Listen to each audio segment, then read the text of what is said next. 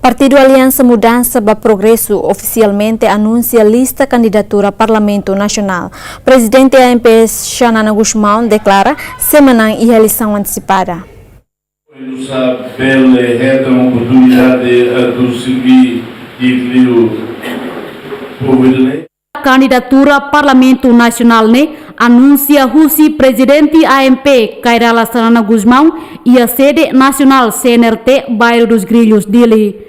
Foi anuncia Xanana Guzmão hatete AMP se hakas an horibelhetan oportunidade a tu servir dia kliutan povo.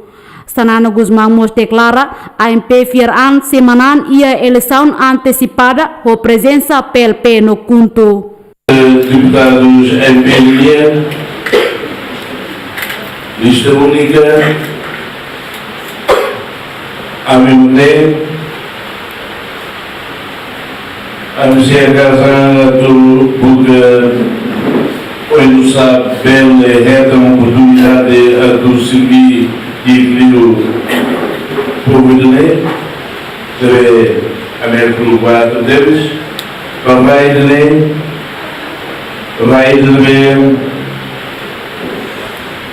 retenir o curso ruim orar e tinha renunciado lá porque eles o lucro em medida queria que tinha vencido e tinha reunido público a muito boa tinha munição cuidado ela para a ilha para essa dia humano agora em dia processo político de novo partido Cira porque eu não sabe que se representa de o povo de interesses partido todo né síndica de muito e deve servir de o povo ainda bem então mais apresenta o povo também.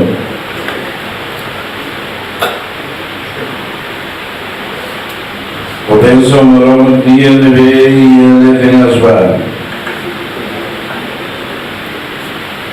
O meu filho vai de renúncia e de necessidade. Cada MP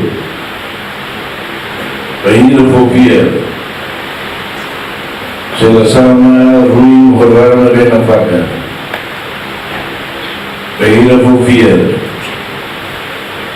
A se servir, rolar a toba, a se aquilo irmão se a casa, onde completam benefícios dele.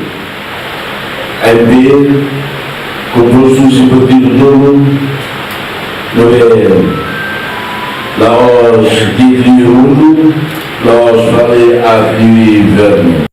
Entretanto, lista deputado AMP avança o lista único. Kairala Xanana Guzmão ocupa número 1º, segundo Tauro Matangrua, no 3º Armanda Berta dos Santos.